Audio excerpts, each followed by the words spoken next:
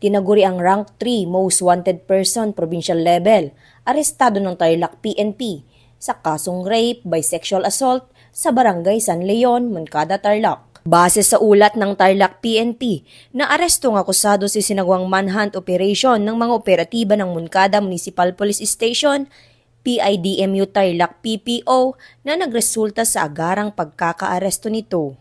Ang nasabing akusado ay naaresto sa bisa ng warrant of arrest na inisyu ni Honorable Bernard Dungo Fajardo, presiding judge ng Regional Trial Court, 3rd Judicial Region, Branch 67, Paniqui, Tarlac, sa kasong rape by sexual assault na may 120,000 pesos na inirerekomendang piyansa. Ang akusado ay kasalukuyan nang nasa kustudiya ng Moncada Municipal Police Station para sa wastong dokumentasyon at tamang disposisyon.